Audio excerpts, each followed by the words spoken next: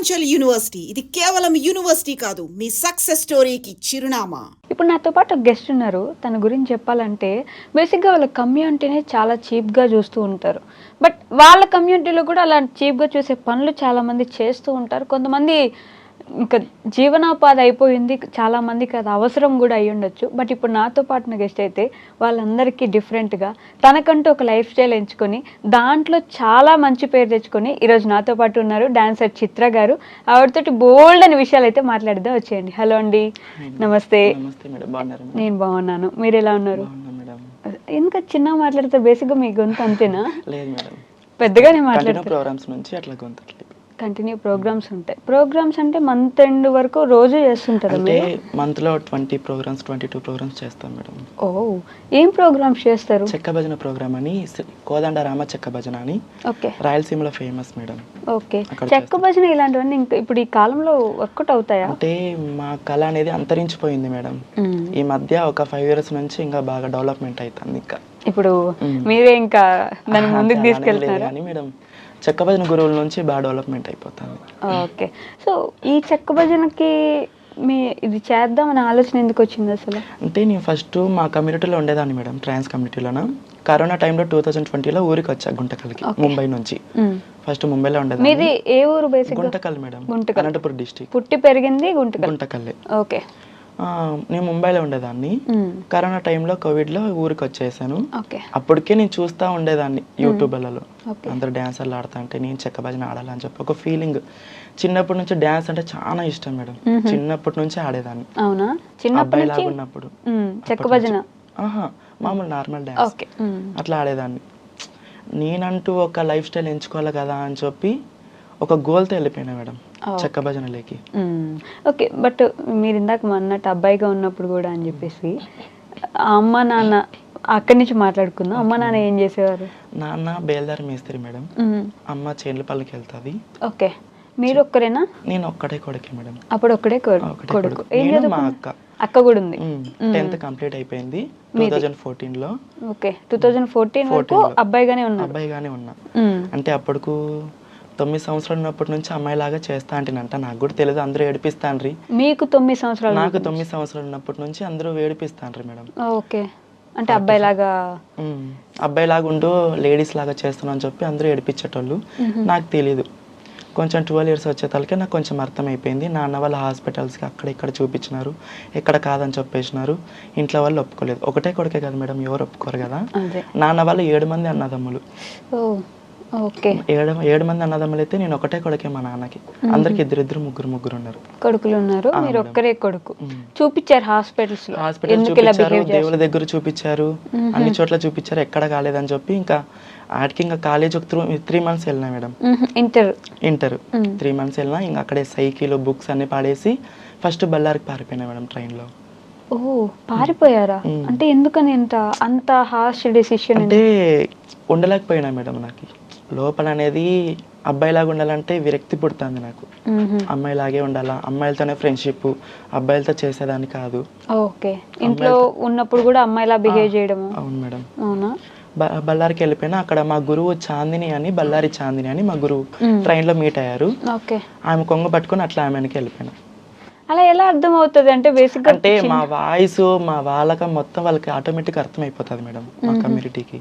ఆటికి మా గురువు వద్దన్నా కూడా అట్లా కొంగ పట్టుకుని ఏడ్చుకుంటే అట్లా వెళ్ళిపోయినా. చిన్న పిల్లోడు.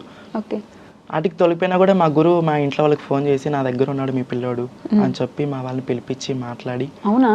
మా గురువు వచ్చారా? మీ అమ్మ నాన్న వచ్చారు. ఒక 1 week తర్వాత వచ్చారు. అంతా ఒక 5 కార్లు వేసుకొని వచ్చినారు మేడం, మా ఫ్యామిలీ మొత్తం. మీ ఫ్యామిలీ కొంచెం సెటిల్డ్ ఫ్యామిలీ? చాలా మేడం. అవునా? చాలా అంటే చాలా. మా నాన్న పెద్ద డేంజర్ మేడం గుంటూరు. ఓ, మంచి రిచ్ మాట. మా నాన్న అన్నదమ్ములు అంటే వాళ్ళు ఎంత ఉంటారు మీరే ఆలోచించండి. అదే వచ్చారు, ఏడ్చారు, పిలుచుకొని పోయినారు, మళ్ళీ కొట్టి మళ్ళీ ప్యాంట్ షర్ట్ వేయించారు. ఓ, ఇంటికి వెళ్ళారు? పిలుచుకొని వెళ్ళిపోయినారు. మళ్ళీ రాత్రి 11 పైన పారిపోయి మళ్ళీ ట్రైన్కి మళ్ళీ అక్కడికే మా గురు దగ్గరికి వెళ్ళిపోయినా. మా గురు మళ్ళీ కూర్చిపెట్టి మాట్లాడి అంతా ఒప్పించి. డబ్బులు ఎక్కడ మీకు ట్రైన్ ఎక్కి వెళ్ళిపోవడానికి? ఏం లేవు మేడం, అట్లా పారిపోయినా అంతే. ఆవిడ దగ్గరికి మళ్ళీ వెళ్ళిపోయినా. ఈసారి మళ్ళీ వచ్చారు మీ అమ్మ నాన్న వాళ్ళు? మా గురువే పిలిపించి కూర్చోపెట్టి అంత అర్థమయ్యేటట్టు చెప్పి మాట్లాడి పంపించేసింది. సంవత్సరం తర్వాత మా అమ్మ మా నాన్న వచ్చి ఏదో అయిపోయిందిలేరా అని చెప్పి ఇంటికి తోలుకొని వెళ్ళిపోయినారు. ఓకే. కొంచెం ఫ్రెండ్షిప్తోన కొంచెం గొడవ జరిగి నేను ముంబైకి వెళ్ళిపోయినా మేడం. ఓకే. ఈసారి ఎవరితో గొడవ అయింది? బయట మా కమ్యూనిటీతోనే. ఓకే. అప్పటికే మీరు మారిపోయారు? అప్పటికే ఫుల్ సర్జరీ చేయించుకొని ఈ 1 ఇయర్ గ్యాప్లో? 1 ఇయర్ గ్యాప్లోనే సర్జరీ చేయించుకొని మారిపోయినా. కొంచెం మా ట్రాన్స్ కమ్యూనిటీతోనే కొంచెం గొడవ అయ్యి ముంబైకి పారిపోయినా మేడం. ఓకే.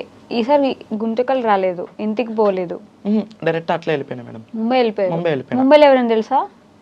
కొంచెం డీలింగ్ ఉంటది కదా మేడం, మాకు కొంచెం ఫ్రెండ్షిప్, అమ్మో అట్లా వెళ్ళిపోయినాం. డీలింగ్ కూడా ఉంటుంది అంటే అందరు ఎక్కడున్న వాళ్ళందరూ ఒక కమ్యూనిటీలో చేరిపోతారు? ఖచ్చితంగా చేరిపోతాం మేడం. ఇక్కడ వరంగల్ సైడ్ కానీ, ఇక్కడ తమిళనాడు సైడ్ కానీ, తిరుపతి సైడ్ కానీ ఎక్కడున్నా ఇక్కడ హైదరాబాద్లో ఖచ్చితంగా కలిసాల్సి ఉంది మేడం. ఓ రూలా అది? రూల్ మేడం అది. అలా ఎలా మీ అందరికి అంటే ఆ ఊర్లో ఉండే వాళ్ళు ఈ ఊర్లో ఉండే వాళ్ళ బంధువులు ఎట్లా అవుతారు? పూర్వకాలం నుంచి హైదరాబాద్లో పెద్ద వాళ్ళు ఉన్నారు మేడం. వాళ్ళ నుంచి ఎక్కడ ఉన్నా ఆల్ ఇండియా మొత్తం ఇండియాలో ఎంతమంది ఉన్నా హైదరాబాద్లో ఖచ్చితంగా కలసాల. మొన్న ఆగస్ట్ 15 కూడా కలిసినారు మేడం చాలా మంది. ఇండియాలో ఎంతమంది ఉంటే అంతమంది. ఓకే. ఎక్కడున్నా సరే వస్తారు ఒక డేట్ అనుకుని ఖచ్చితంగా డేట్ ఫిక్స్ చేసుకొని ఒక 7-8 మంది ఉంటారు మేడం పెద్ద. ఇక్కడ హైదరాబాద్లో 7 మంది, బొంబాయిలో 6 మంది అట్లా ఉంటారు మేడం హెడ్. ఓకే. ఎక్కడున్నా కలిసాల్సి ఉంది అక్కడ. ముంబై పారిపోయారు? నేను ముంబైకి వెళ్ళిపోయినా. అక్కడ 4 years ఉన్నా మేడం. కోవిడ్ టైంలో ఊరికి వచ్చా. ఆ 4 సంవత్సరాలు ఏం చేశారు అక్కడ?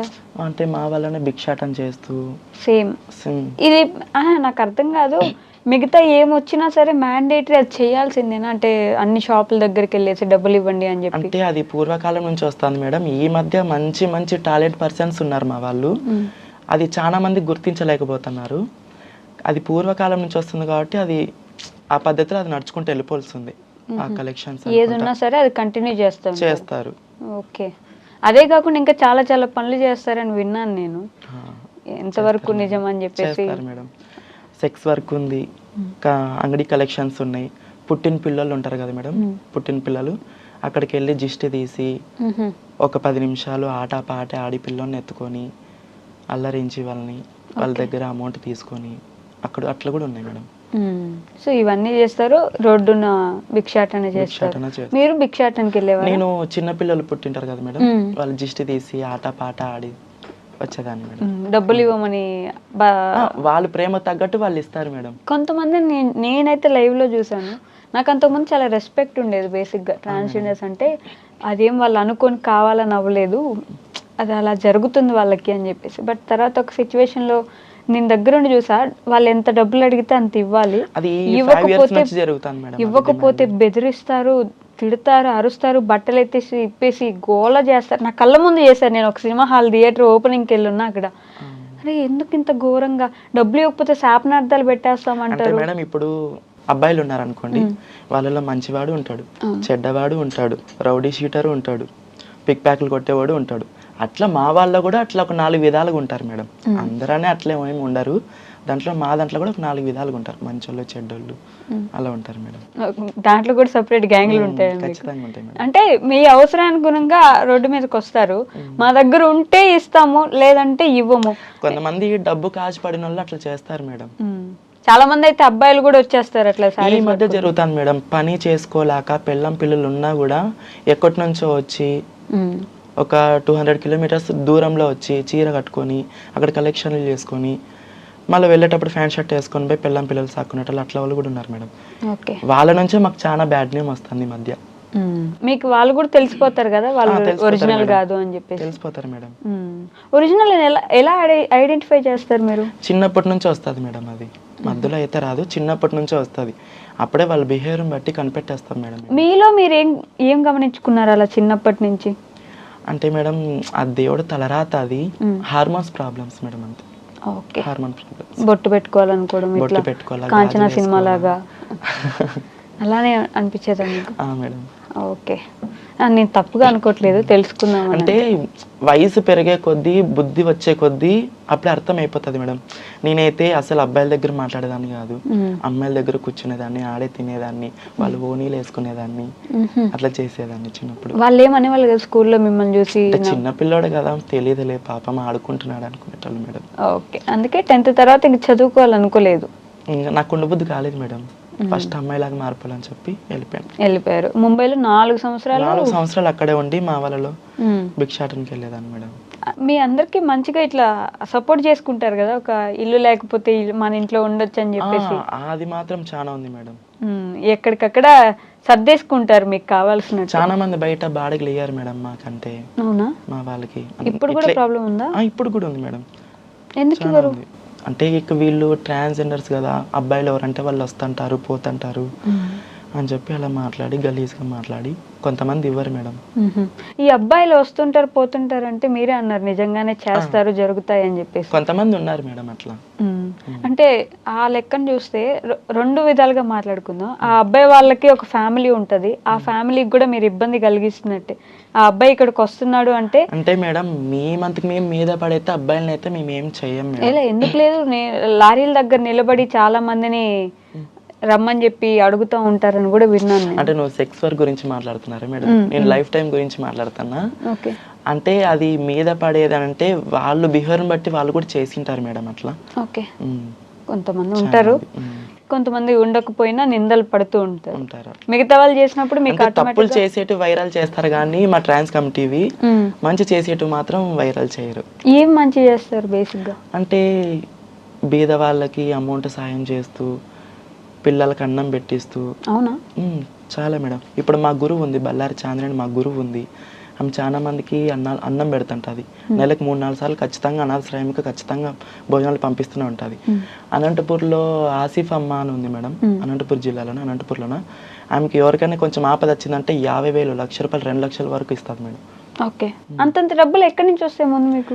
అంటే వాళ్ళ నాన్న ఆస్తి అది, వాళ్ళ నాన్న ఆస్తి నుంచి అట్లా సాయం చేస్తుంటారు. ఇందాక మీరు అన్నట్టే మంచోళ్ళు ఉంటారు, చెడ్డోళ్ళు ఉంటారు, రౌడీ చీటర్లు ఉంటారు అన్నట్టు మీ మొత్తం బ్యాచ్ లో 2-3 మంచోళ్ళు ఉండగా మిగతా వాళ్ళందరినీ మంచోళ్ళు అని తీసుకోలేరు. ఆ 3 చెడ్డోళ్ళు ఉన్నా ఆ చెడ్డగా ఉన్నదే హైలైట్ అవుతుంది. ఎందుకంటే చాలా పెద్ద గొడవ చేసేసి చాలా పెద్దగా వైరల్ అయిపోయేలాగా చేస్తారు కాబట్టి అదే ఇబ్బంది ఉంటుంది. కాబట్టి ఇబ్బంది పడ్డ వాళ్ళలో ఒకానొక టైంలో నేను కూడా ఉన్నాను కాబట్టి నాకు ఇంకా అది నేను ఇప్పటికి బేసిక్గా ఎప్పుడు కనిపించినా సరే డబ్బులు ఇస్తాను, లేకపోతే లేదమ్మా సారీ అని కూడా చెప్తాను. కానీ అలా ఇబ్బంది పెట్టే వాళ్ళు ఉన్నప్పుడు చూసినప్పుడు మాత్రం ఆటోమేటిక్గా అందరికీ కోపం వచ్చింది, ఎందుకు అలా చేస్తారు అన్నట్టు. అంటే భయపడతారు బేసిక్గా, వాళ్ళు ఏమైనా శాపనార్థాలు పెడితే అవి నిజం అవుతాయి అని చెప్పేసి భయం చాలా మందికి ఉంటుంది.